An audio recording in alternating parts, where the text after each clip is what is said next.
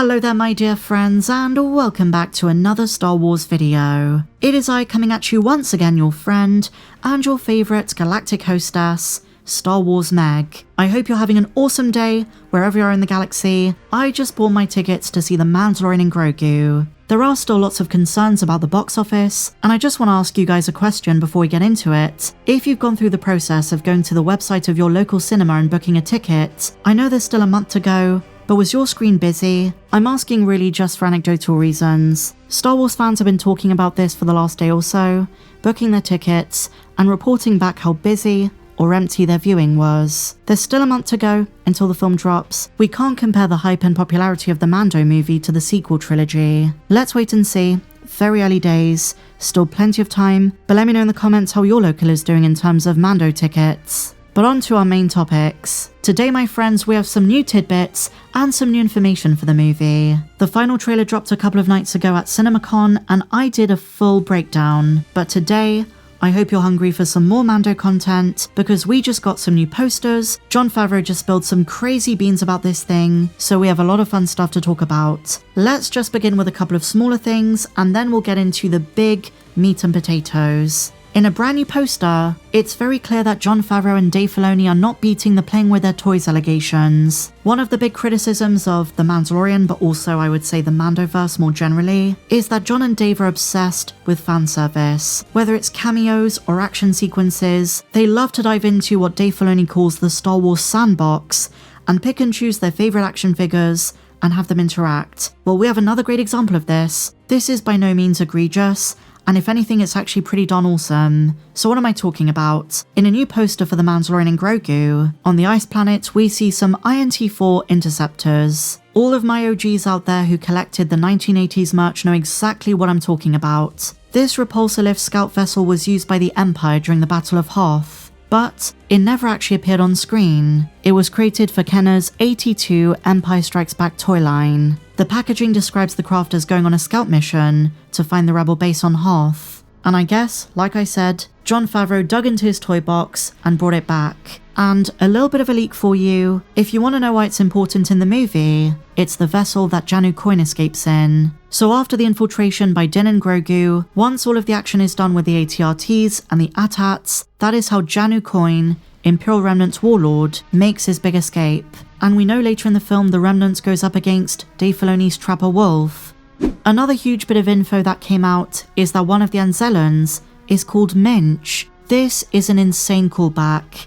If you know your Star Wars history, if you know your 90s and 2000s comics, then you know that Minch might have been Yoda's original name. Now the consensus on this within Lucasfilm is rather rocky. In terms of modern canon, those stories no longer count, but when the story first was published in Star Wars Tales 16, it was heavily implied that the Yoda species called Minch was one and the same as Jedi Master Yoda himself, but now they've applied the name to an Anzellan. Now another major tidbit coming out of CinemaCon is that the Mandalorian and Grogu is going to have opening credits. We know there is no crawl, just a bit of text, but there are opening credits. Pedro Pascal, Jeremy Allen White, Sigourney Weaver, even Martin Scorsese.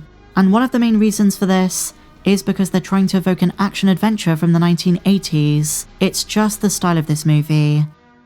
But now, my friends, we come on to the biggest reveal that Jon Favreau spilled. In the past, he mentioned that there is a through line between the Mando movie and Ahsoka Season 2, and we all assumed it has to be Zeb. But 2 nights ago at CinemaCon 2026, Jon Favreau gave us another tidbit about this connection. He now specifies, quote, "The film will contain clues about the events of Season 2. And this, in my opinion, screams a Thrawn connection. We've been told that Lars Mikkelsen was not involved in this film in any way, so I don't expect to see the Chiss. But in some way, shape or form, Thrawn will certainly come up, even if it is as brief as a name drop. Favreau says there are clues about what's coming up in Ahsoka's 2nd season, and I have a bit of a hunch this must relate to galactic symptoms that the New Republic is feeling now that Thrawn is back. What if after Mando deals with the remnants that we see in this film, so Janu Coin, the guy on the ice planet, what if Thrawn is one of the next targets in Colonel Ward's deck of cards? What if he's the last card, name dropped right at the end of the film? And this could set up a situation where Mando helps the Adelphi Rangers, along with Ward, Trapper Wolf, Tava, Zeb, helping the likes of Hera Syndulla, Mon Mothma, even Akbar. Oh yes, don't forget that at Star Wars Celebration, Filoni confirmed he's back to take down Thrawn's faction in the Disney Plus show. That's my prediction for how The Mandalorian and Grogu connects to Ahsoka's second season. Because Jon isn't just talking about a certain character, he's talking about certain hints in the plot. And speaking of connections to Ahsoka, my friends, I want to elaborate on something I spoke about in my last video. There is a pretty decent chance we're getting Clone Wars flashbacks. I'm talking about the animated film from 2008. It has been implied there might be a scene or two with a younger Rotta the Hutt, so this would make sense. Go check out my last video if you missed it, but essentially, imagine a younger version of Ahsoka and Anakin handing Rotta back to Jabba. To me, this makes perfect sense. In addition to some exposition, they could actually show the audience why Rotta is so important.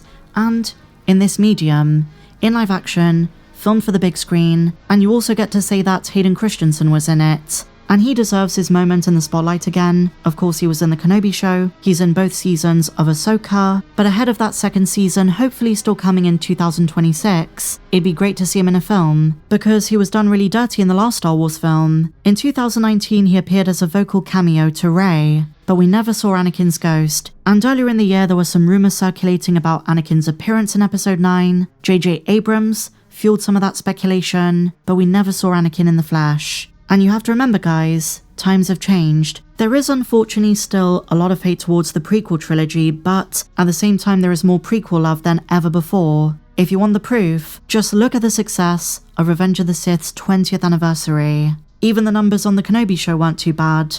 People wanted Hayden and Ewan back. And I can imagine Disney going up to, at the time, Kathleen Kennedy and Jon Favreau, and saying, look, first Star Wars movie in 7 years, you've got a big pull from Baby Yoda, from Grogu, but most of the big players in this film are rather niche. So is there a way you can incorporate a fan favourite to make it more palatable for your average fan? And for all we know, Jon and Dave had a lightbulb moment where they were like, well, Rotta was saved by Anakin and Ahsoka Tano, and both characters appear later in the year in Ahsoka Season 2. And I can't imagine there being too much backlash about this kind of fan service. I say why not? It doesn't detract, doesn't take away from the Clone Wars movie. If anything, it pays homage to it. And maybe I'm biased because I'm a prequel fan, but I would be so down for it. It also is a great excuse to give us more Jabba, again, as a flashback. Moving on, my friends, did you know that after Max Rebo's appearance in the Book of Boba Fett, Jon Favreau kept the prop? A few keen-eyed fans noticed it when influencers went to Jon Favreau's garage. So if you thought Max Rebo died in the Book of Boba Fett, first of all, just remember he wasn't performing that night that Garth Whip's sanctuary exploded, and secondly, Jon Favreau held on to it, probably just as a keepsake. He's a big fan of Return of the Jedi. But Max Rebo is one of those cameos I wouldn't mind seeing in The Mandalorian and Grogu. Do you think there's a chance he could just be playing at a bar somewhere? A nightclub on Al Hutta would be the perfect place. If you enjoyed this video, guys, please be sure to give me a big fat thumbs up, subscribe if you're new, and may the Force be with you always.